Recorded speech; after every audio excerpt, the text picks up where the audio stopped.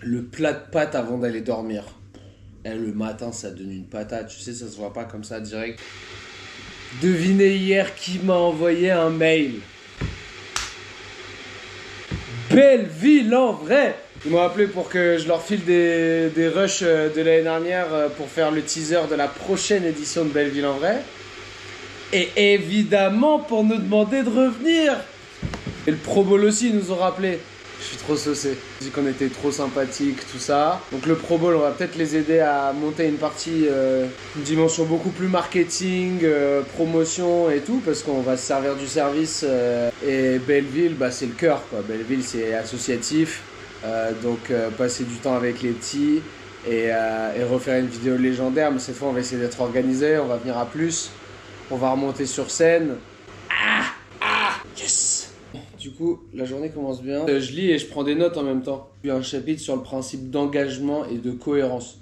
En gros, quand vous demandez un tout petit quelque chose, que vous êtes sûr que la personne elle va dire oui, vous multipliez par 8 vos chances de lui faire accepter la grande chose si c'est dans le même thème. Exemple, j'ai envie de vous faire du bénévolat pour voilà, des personnes en difficulté financière et tout. C'est un peu difficile de refuser, mais ça prend du temps. On se sent pas forcément légitime de le faire et tout. Ok? Donc pas sûr que vous acceptiez.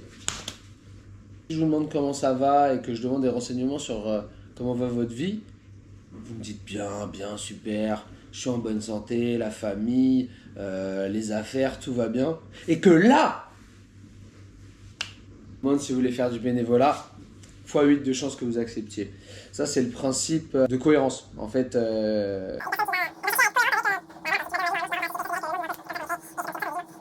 voilà, c'est que plus quelqu'un se dit être heureux au commercial, c'est à ça que ça sert, hein, plus vous allez faire dire à quelqu'un qu'il est heureux, moins il va être avare.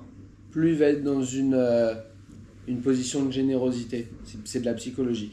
Un autre truc que j'avais bien kiffé, putain, une technique de vente des grands magasins de jouets à Noël. Comment est-ce que les grands magasins de jouets ils font pour vendre 2 jouets aux darons à Noël? En fait, quand j'étais petit, ils mettaient une pub à la télé qui faisait que je voulais un jouet avant Noël. Et à Noël, ils faisaient en sorte qu'il soit plus disponible dans les rayons. Moi, j'étais obligé de choisir un autre jouet, ok? Donc les darons, ils achètent un autre jouet, t'es content, t'oublies un peu le premier jouet que tu voulais, et là, fin décembre, ils te remettent la pub. Le jouet est disponible dans les boutiques. Ton daron, ta daronne, il t'avait promis qu'il allait te l'acheter.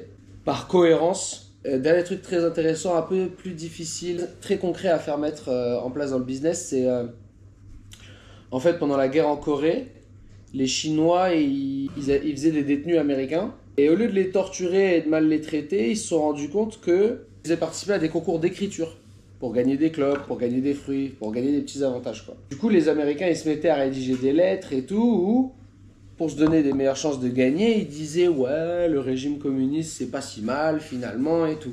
Ils faisaient systématiquement gagner les lettres qui encensaient bien le communisme. Donc les Américains, ils ont compris ça et commençaient à écrire des bêtes de lettres sur le communisme. Tu vois. Principe de cohérence. En fait, ils écrivaient ça et en fait, ils arrivaient à se convaincre eux-mêmes de ce qu'ils écrivaient. Je dis pas que c'est une mauvaise chose, on s'en fout, mais eux, c'est des purs Américains capitalistes qui étaient venus pour faire la guerre. Et à force d'écrire des petites lettres pour gagner des clopes et des fruits, quand ils revenaient aux États-Unis, les psychologues disaient ça y est, les mecs ils sont communistes, tout ça, ils se faisaient retourner la tête comme ça. Archi intéressant. Pourquoi? Bah, principe de cohérence. C'est hyper inconscient. Déjà, ils l'écrivent, donc ils cherchent à être cohérents avec eux-mêmes. Ensuite, ces lettres, elles sont affichées au grand public, c'est-à-dire qu'elles sont grave distribuées et tout le monde est au courant que ce mec a dit ça. Voilà, ne pas faire preuve de ce principe de cohérence, ça serait un petit peu passer pour une espèce de girouette, quoi. C'est assez inconscient, c'est assez humain, et donc voilà. Et donc dans le business, comment ça se traduit? Les avis. Pourquoi?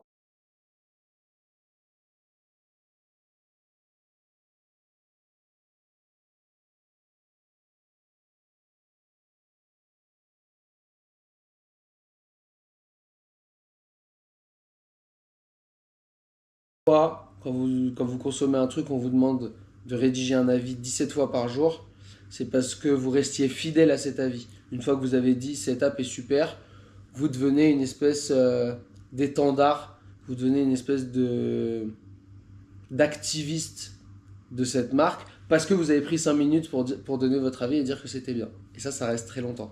Et ça multiplie vos chances, par cohérence et engagement, de revenir consommer des produits.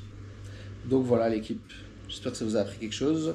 Je vais poursuivre, prendre des notes et je vous ferai un feedback la prochaine fois sur ce que j'apprends aujourd'hui. Très intéressant. Très intéressant. Sur les rites initiatiques de tribus et universitaires et militaires et de la société, et pourquoi en fait c'est des trucs super humains, les bisutages, tout ça.